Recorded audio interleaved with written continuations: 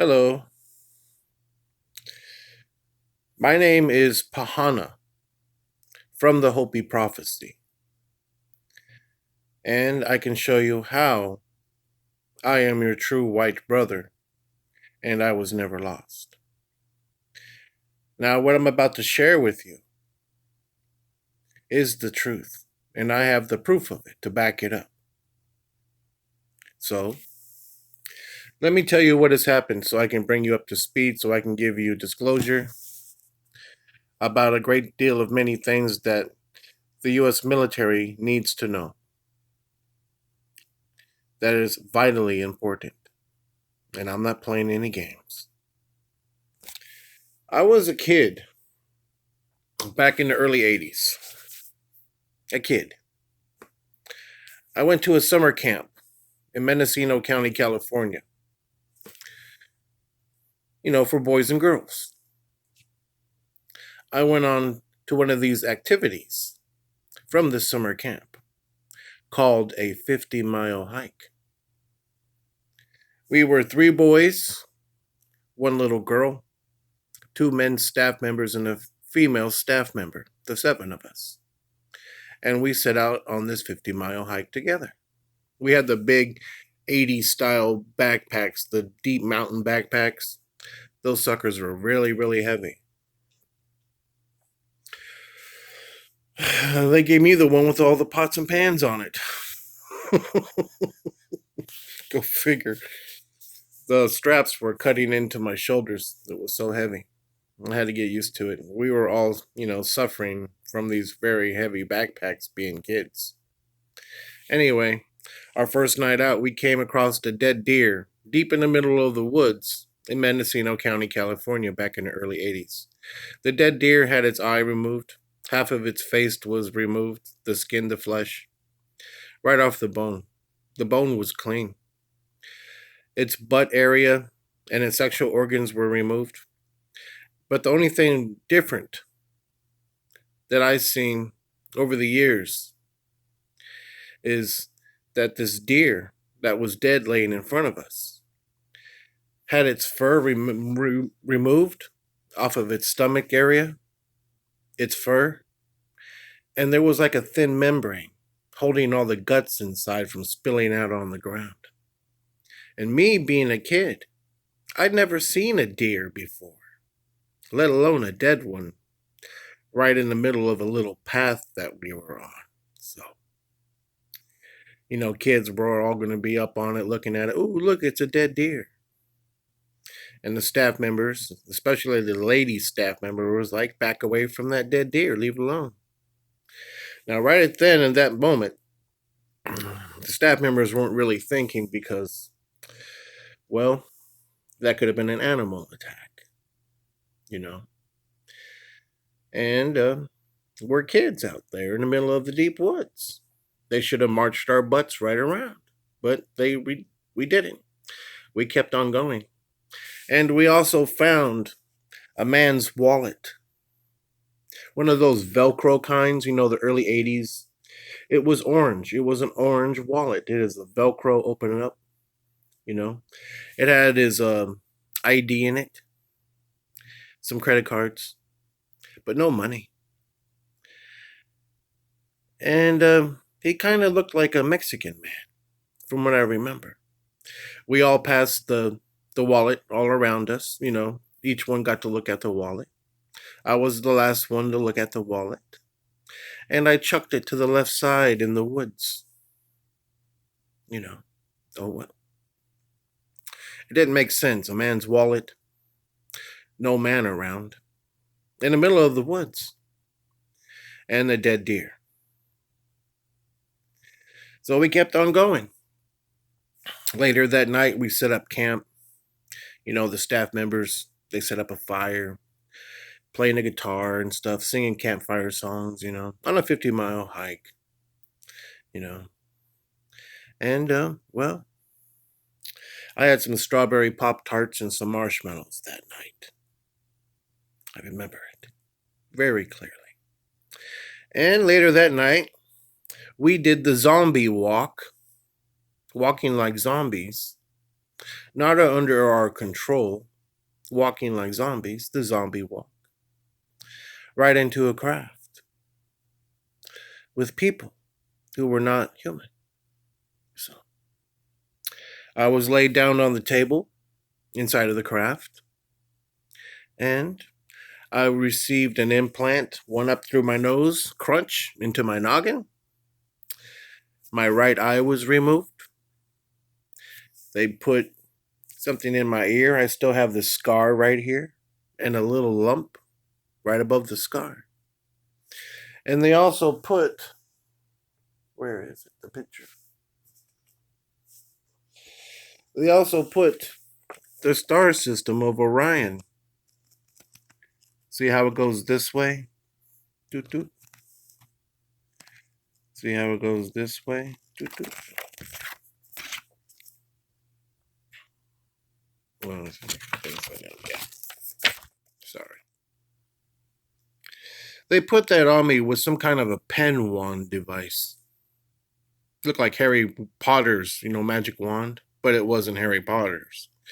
And my initial response was, when it was happening to me, burning into my flesh from this pen wand looking device, was I said to them, I'm smelling sizzling bacon.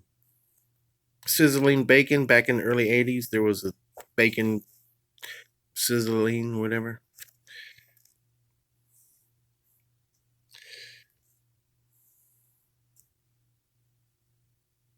You should see my back. Anyway, they marked the star system of Orion on my right side as well. Okay. And after I received my implants and the other children hikers, especially the lady staff member, they were held in the meantime, before that, they were held inside of a cubicle. Inside of the craft that looked like clear plexiglass. And they were banging and screaming, let us out, don't hurt the children, or else we're going to kill you. So I got to sit, after I received my implants, I got to sit at the console inside of the craft. At the console. I got to push the buttons. What's a little kid to do sitting inside of a highly superior technology, a craft,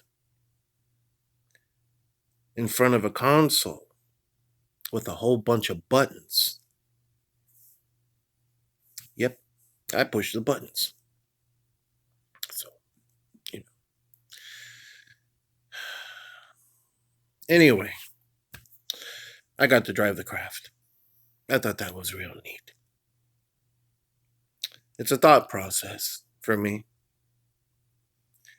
Like little kids when they're playing with a typewriter back in the early 80s, how they get the keys bound up.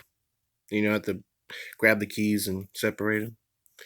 I was working that fast, but the keys weren't binding up on the console with the many buttons that I was pressing. And I think that's the main reason why we were taken back in time, because I was driving the craft. Anyway, later on, after my elder came up from behind me, my elder said to me that there's nothing outside for you to see out the little window. Everything is gone. There was no trees, no ground, no sky, no nothing. Just gray and black. Everything was gone. And it went up straight up like speed 10, like on a DVD player. And we were like, whoa, or at least I was. And I got a picture of what they look like. The picture comes from me. I took this picture myself with my cell phone. My picture does not come off the internet. My picture does not come from any websites, any internet. It doesn't come from TV. It doesn't come from movies. It doesn't come from books. It doesn't come from authors. It doesn't come from anybody. I took this picture myself. You see, I only had half the picture. Half the picture. Now, being a smart person that I am, and going through all this stuff through my whole life, I know how to see. I don't see like you people today. I see more. And being a smart person, because I had half a picture, I used the mirror effect so I can see the whole face of actually who I was looking at. Here's what they look like.